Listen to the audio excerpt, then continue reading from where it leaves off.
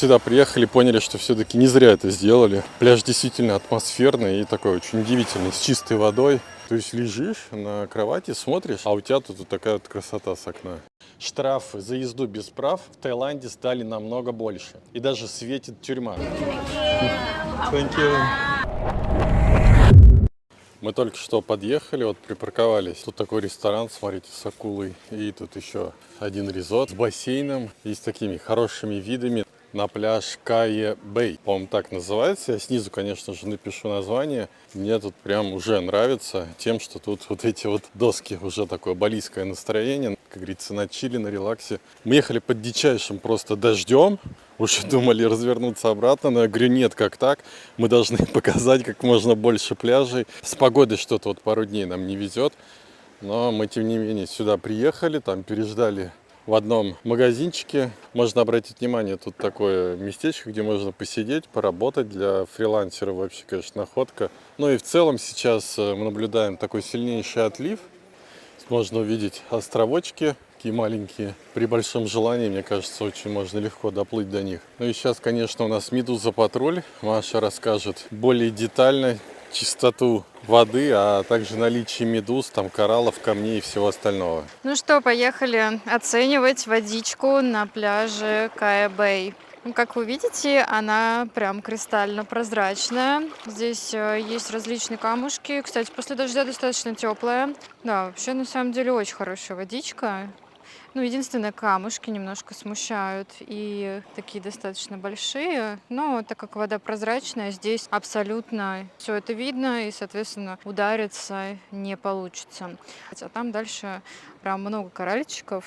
Думаю, можно, в принципе, с маской вполне здорово здесь поплавать. Пошел дождь, он нас все-таки догнал и обогнал. Сидим таким образом, пережидаем, над нами крыша, сзади массажный салон.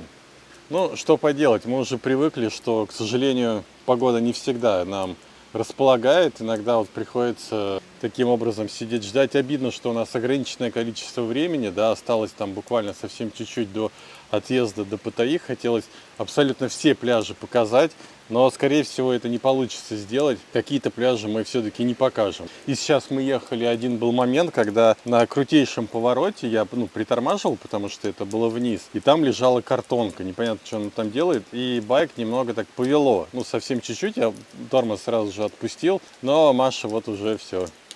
Очень сильно испугалась. Каких-то тайских кафешек здесь нету. Здесь в основном дорогие отели и соответствующие кафе. И рестораны рассчитаны больше для европейцев с более высокими ценами. Дождь практически уже закончился, и мы приняли решение ехать на Lonely Beach, да? Маша не рада, но мы должны показать вам этот пляж. Нам самим интересно, потому что пишут, что там просто баунти, райское наслаждение, и мы должны убедиться в этом сами. Ехать 6 минут, 3 километра, горки там, да, но надо показать.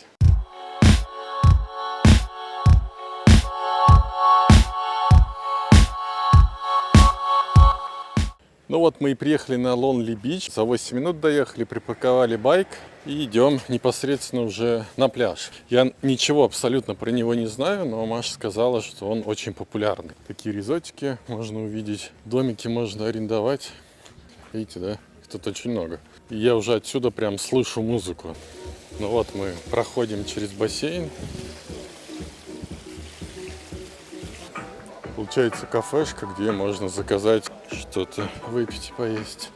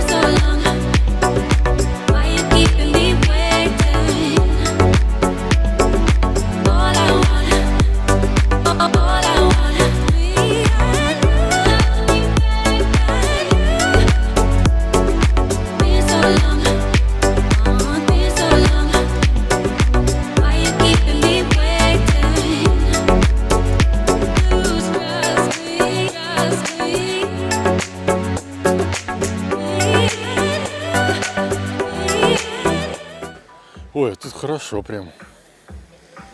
Очень такой большой пляж.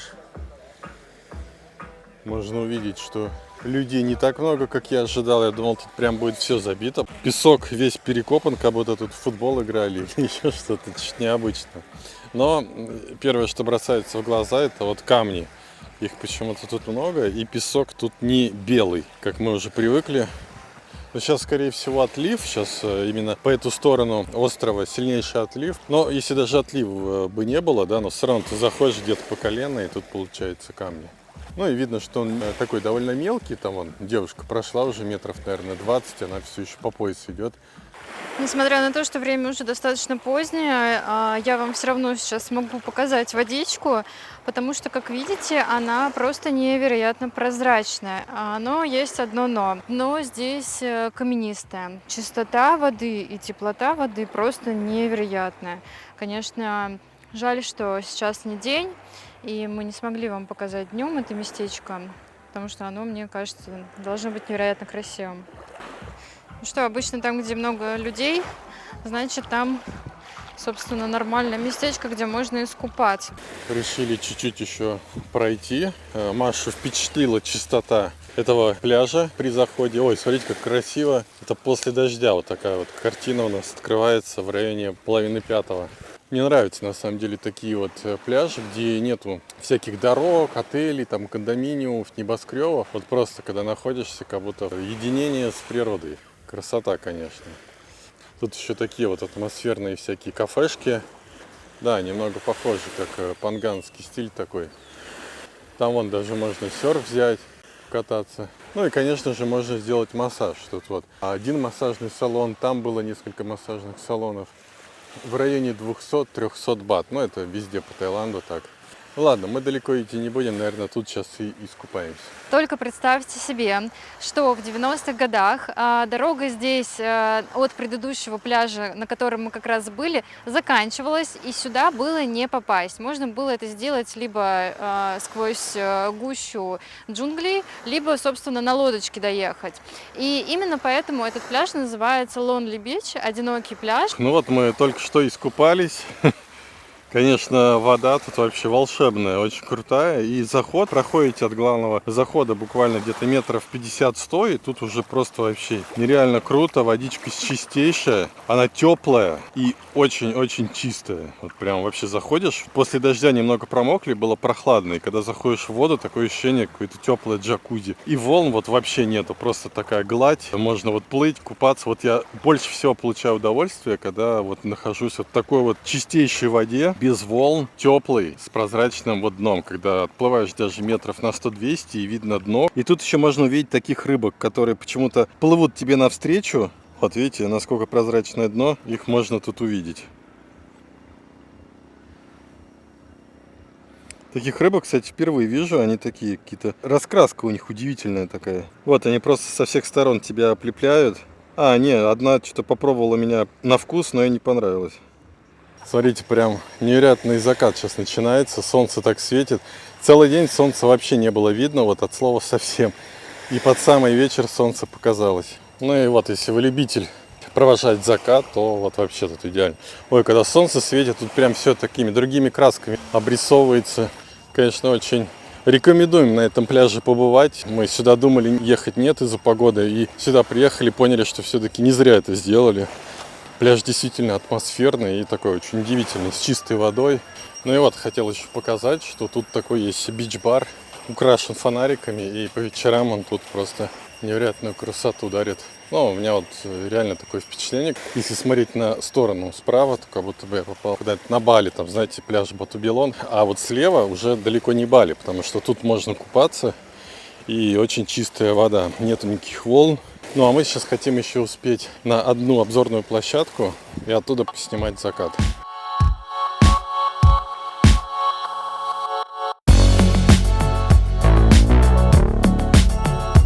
Мы уже приехали на невероятную обзорную площадку. Посмотрите, какая красотища просто. Как будто взлетел вместе с дроном и смотришь вот сверху на эту красоту. Можно увидеть, что тут очень даже неплохой пляж. И поэтому, если вы вдруг захотите приехать на Lonely Beach пораньше, чем мы, там, допустим, в 11-12 дня советуем взять вам каяк и доплыть на нем вот до этого пляжа, потому что там вообще будет удивительно, никого нет. Там, по-моему, один человек сейчас есть, вот я вижу, камера не передает, конечно, красота невероятная. Ну и вот мы приехали на закате, без 10:06 уже тут никого нет. Тут также можно посидеть вот в View кафе, там тоже красота. Местечко называется Кай-Бэй Viewpoint. Вводите в Google карты и обязательно сюда заезжайте. Тут просто невероятно. Да, обязательно для посещения, вот просто на 100%, тут прям красота.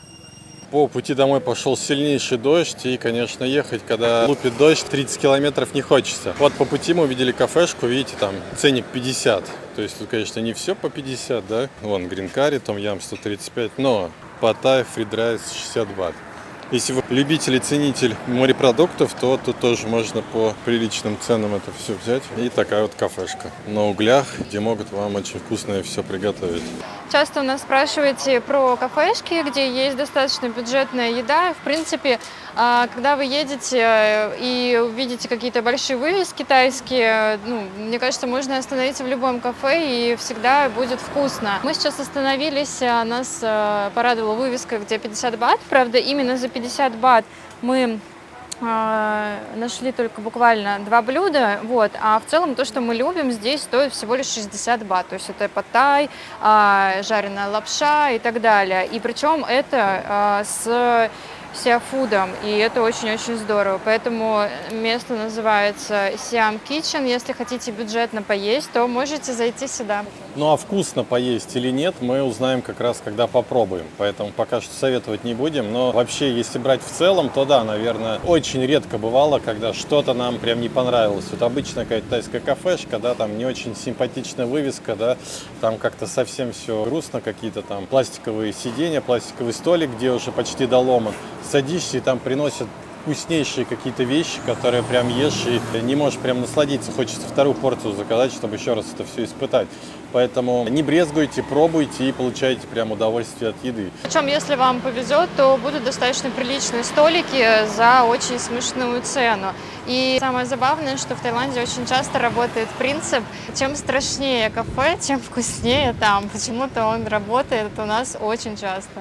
Ну что, вот принесли мой паттай с морепродуктами. Выглядит, конечно, лучше всяких похвал. Не пожалели морепродуктов, но сейчас будем пробовать. Я уже попробовал, очень вкусно, прям люблю, когда вот паттай, он прям, как настоящий паттай. Еще иногда тайцы делают так, что он чуть-чуть острый. Не в момент, когда ты ешь, когда дышать невозможно, а именно съел и чувствуешь такое послевкусие. Люблю вот, когда креветки свежие, они их таким образом готовят, что во рту прям трескается и разлетается, настолько они прям свежие. Также могу сказать и про, по-моему, это кальмар, да, очень вкусный такой, прям вот, как будто буквально сегодня утром выловили и сегодня приготовили, это прям очень вкусно. Вот эти вот проростки тоже очень вкусные, вот, там громыхает во всем, мы сидим, едим вкуснейшие блюда, и порция хорошая. В Питере мы с Машей как ни искали, не смогли найти, к сожалению, даже за 500 рублей мы вам показывали, а тут всего лишь 60 бат, а так наедаешься, что как будто бы съел, там, не знаю, несколько блюд в хорошем ресторане.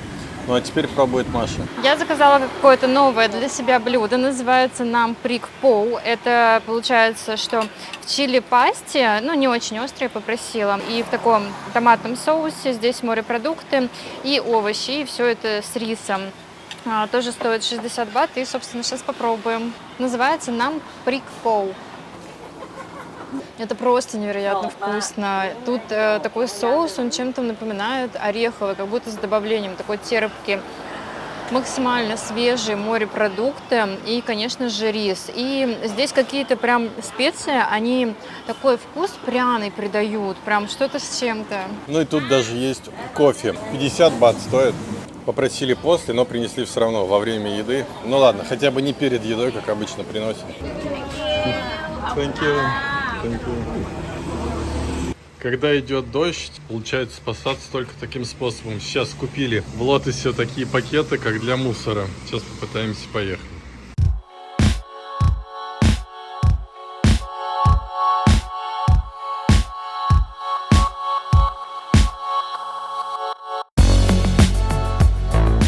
Мы приехали к Большому Будде, и тут нас приятно удивляет Такая бухточка небольшая. Тут очень так цивильно, красиво. Можно, я так понимаю, позавтракать, пообедать. И вот такая вот красота.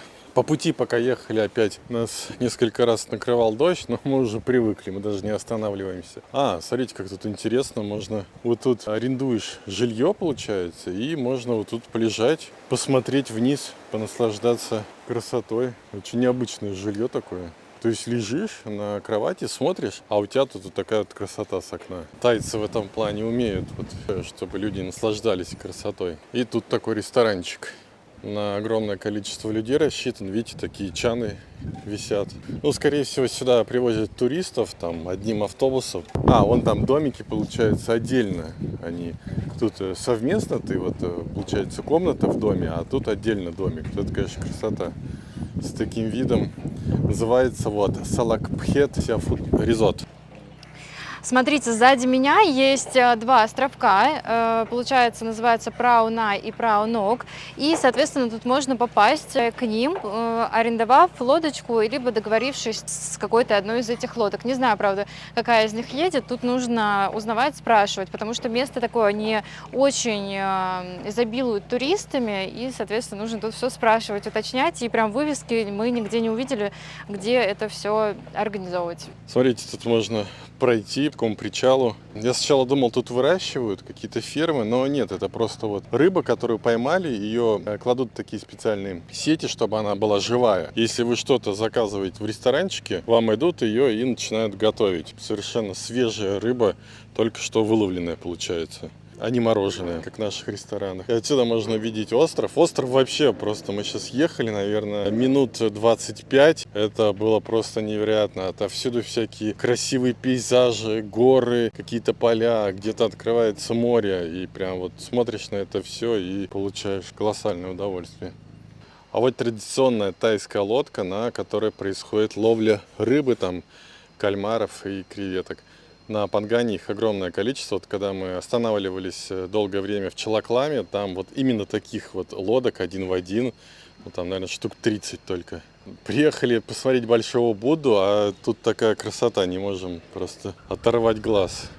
Можно обратить внимание, что тут практически нету туристов. Это все по той причине, что это место находится в максимальном отдалении от всех вот таких туристических огромных пляжей, отелей.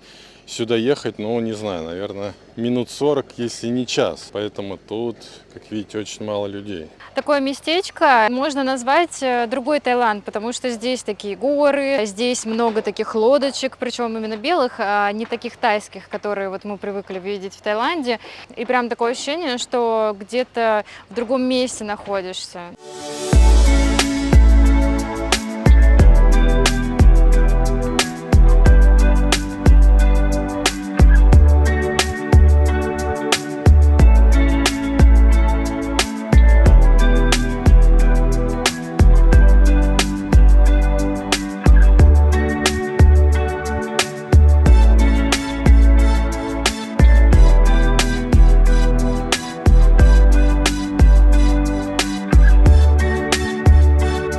Смотрите, мы чуть-чуть проехали буквально в 100 метрах от того места, где мы вам показывали рыбный ресторан. Чуть поднялись вверх, и тут уже такая красота открывается. Мы подъехали к так называемому месту White Buddha, припарковались, там всего один наш байк. Тут такие строения, там где-то живут ламы. И мы сейчас поднимемся еще выше, показать, есть ли там Биг Будда или нету. Маша уже поднялась наверх, рассматривает. Сейчас мы к ней поднимемся. Вот мы поднялись еще выше. Ну, это второй этаж, так получается. Тут виды еще более невероятные. Можно отсюда вот рассмотреть вот эти вот два небольших острова. Они тут видны как на ладони. Красота, конечно. Hello. И вот можно понять, что прям большого Будды нету. Там, скорее всего, идет строительство. Но есть маленький большой Будда, и ему поклоняются, я так понимаю, тут местные жители. Ну вот, можно увидеть на постере, да, что большой Будда сейчас строится. Вот он будет вот такой вот, буквально, надеюсь, через год-два он будет прям огроменный. Но можно увидеть такую маленькую фигуру, которая абсолютно идентична той, которая будет. Маша сейчас общается с тайцами, как всегда. Последнюю информацию именно от тайцев она получит и нам как раз все подробно расскажет. Ну да, вот видно, тут все строится полным ходом, даже кран стоит. Но отсюда, конечно, красота просто нереальная. Вот мы были на островах Хангтон, примерно вот такая вот красота была. Но мы от Самуи ехали где-то 1,5 часа на спидботе, куда-то потом еще перебирались. А тут вот, ну, от Паттайи буквально там совсем недалеко. И такие красоты можно увидеть. Это, конечно, невероятно. Сейчас попробовала спросить у тайских ребят, не знают ли они случайно, когда закончится строительство Большого Будды, но, к сожалению, они этой информацией не обладают. Поэтому будем ждать. Нас немного дезориентировала информация на Google картах, причем на острове Кучанг это не первый раз, потому что на Google картах вечно какая-то не та информация. И там были фотографии этого Большого Будду, и мы думали, господи, как красиво, он очень похож на Большого Будду на Пхукете, и думали, что сейчас с квадрокоптера полетаем, очень красиво все снимем, именно этого Будду.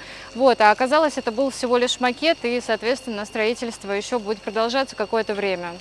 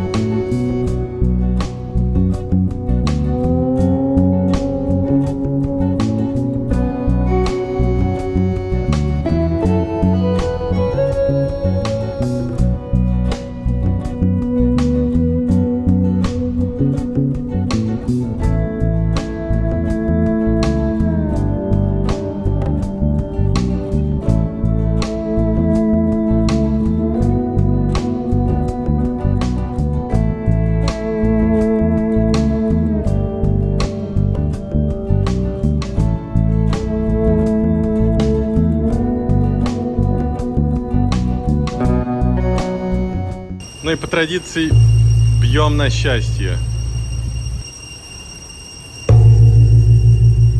Обратите внимание, вот мы вот уже едем в сторону дома от Большого Будды. Тут находятся такие скамейки. Это, конечно, удивительно увидеть на таком острове. Такие вот скамейки, знаете, как на Питерской набережной, как будто бы сидишь. Ну вот они там еще есть. И так вот на протяжении, наверное, 300 можно сесть, насладиться такой красотой. И получается так, это вот Таиланд, там провинция Трат. А вот справа, если прям очень сильно приглядеться, уже начинается Камбоджа. Ну вот где-то там, буквально на лодочке тут плыть, ну не знаю, от силы, наверное, минут 40, час. И уже Камбоджа. Мы еще ни разу не были так близки к Камбодже. Можно вот из Таиланда посмотреть на Камбоджу издалека. И по ту сторону, чуть-чуть дальше, если проплыть, находится остров Ко Кут. Мы уже в этой поездке до него не поедем, потому что мы по времени уже не успеваем. Нам нужно еще на Хуахин, потом Пхукет. Хотим там многое что показать. А сейчас немного новостей Таиланда. Наша теперь уже постоянная рубрика, мне кажется. Первая новость о том, что власти Таиланда все же передумали вводить ограничения для туристов. Дословно, доказательства вакцинации не требуется, поскольку во всем мире проводится достаточная иммунизация. Непривитым будет разрешен въезд без ограничений, цитирует СМИ министр здравоохранения Таиланда. Вот так бывает в Таиланде. Сначала что-то придумают, сделают новостной вброс, желательно перед выходными, посмотрят на реакцию на выходных и потом отменяют. Переходим к следующей новости, которая гласит о том, что штрафы за езду без прав в Таиланде стали намного больше. И даже светит тюрьма. Эта новость уже утверждена и вступила в силу с 9 января. Самое важное для них, для туристов, что теперь езда без водительского удостоверения наказывается 3 месяцами тюрьмы или до 10 тысяч батов штрафа. Согласно тайскому законодательству, распространяется на все случаи езды без признаваемого Таиландом набора документов, то есть без тайских прав или зарубежных прав в комплекте с книжкой международного водительского удостоверения МВУ. Я, как чувствовал, в конце прошлого года получил тайские права еще в Паттайе. Как это я сделал, можно посмотреть на нашем канале, целое видео. Ссылка будет, конечно же, в описании. И третья новость гласит о том, что с июня власти Таиланда хотят сделать визовый сбор для вновь въезжающих туристов в размере 300 бат. Об этом заявил глава Министерства спорта и туризма Таиланда. Собранные деньги, по его словам, направят на лечение иностранцев, пострадавших в несчастных случаях во время поездки или на развитие туристических направлений. Идея у властей возникла давно, еще в 2019 году, но предложение еще должен утвердить Кабинет министров. Видимо, хотят опять посмотреть на реакцию людей, а потом уже принимать решение, как обычно и бывает в Таиланде. На этом все. Спасибо за просмотр видео. Если оно было интересно и полезно для вас, то, пожалуйста, ставьте лайк и подписывайтесь на канал. Всем пока!